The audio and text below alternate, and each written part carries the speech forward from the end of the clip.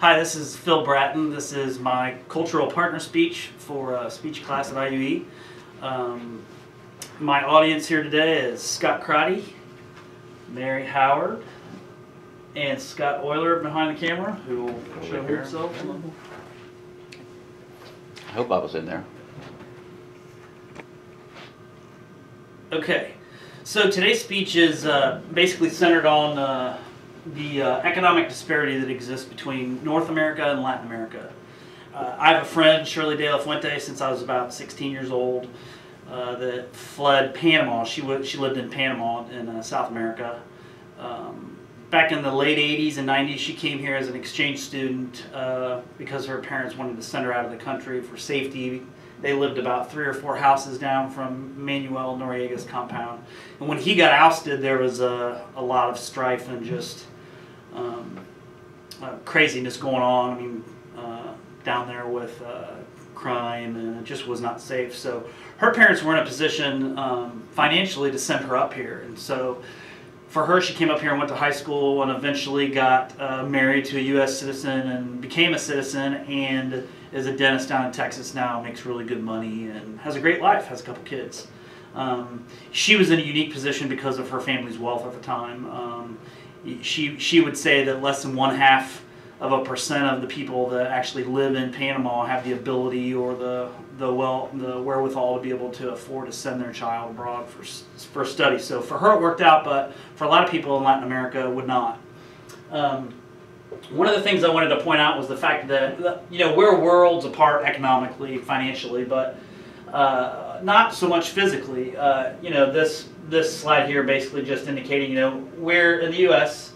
Mexico's not very far south, a couple-hour flight. Panama is realistically about a 5-hour flight, and then you get down into Chile. That's a longer flight, obviously, but we're all still fairly close in comparison to the entire globe. So physically not far apart.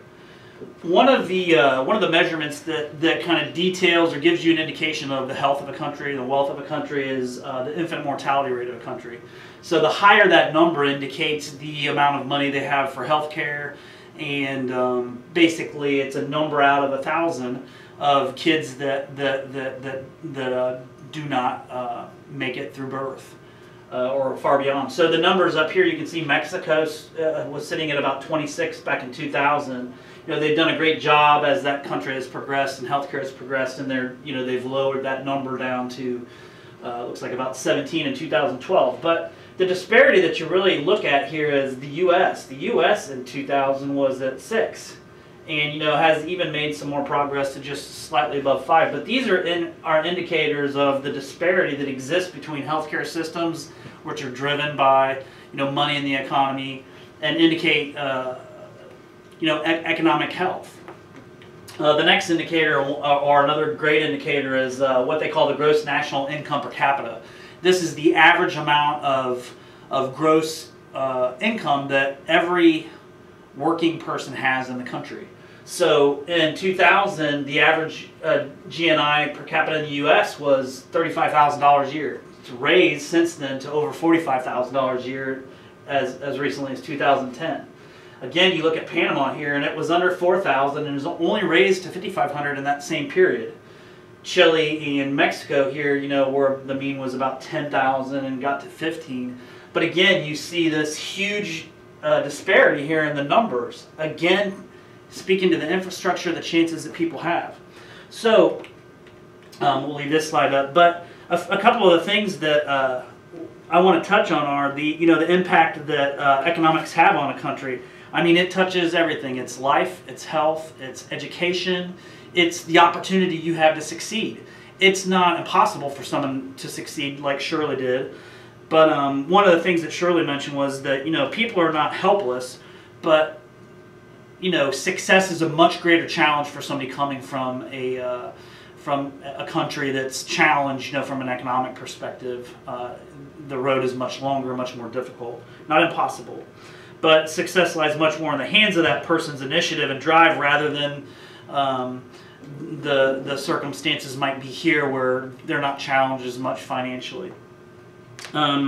Median incomes, one of the other things, it's also just men and women. The average woman in the U.S. earns about 77 cents on every dollar that a man earns. So there's disparity even within the United States.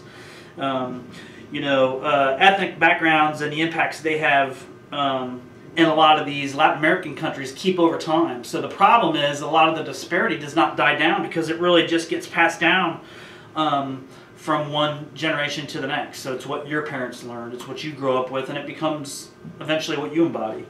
In Panama, for example, the class structure was really marked by divisions based on wealth, occupation, education, family, almost like a class society or a caste society like there was in China. There's just so many things that talk to that disparity. The richest 1/10 of the population in Latin America and the Caribbean earn about 50% of the total income in that area, while the poorest 10th earn only 1.6% of that same total money. So it's I guess speaking to the whole idea that it becomes harder and harder to dig yourself out of a hole when you don't have a lot of opportunity. Basically the one thing Shirley really closed up with was that there are definitely classes when she went to school, when she socialized, when she went to church, you knew there were different people even in that society. And so the thing she speaks about is globalization and how these things are making the world much smaller, the internet, and giving people more opportunities. You look at countries like India that have grown in a big way. Latin America's not gotten there yet. The hope is that as the world continues to globalize and get smaller, more people will have more opportunity and it'll level the playing field.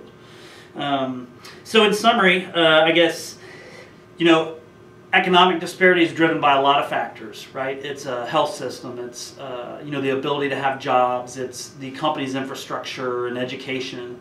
But I guess the one thing Shirley left me with was that the biggest factor, regardless of all these things that are against you, is your innate drive that drives you to be more successful and drives you to not accept status quo as good enough. And those people will always succeed regardless of whatever background or country they come from.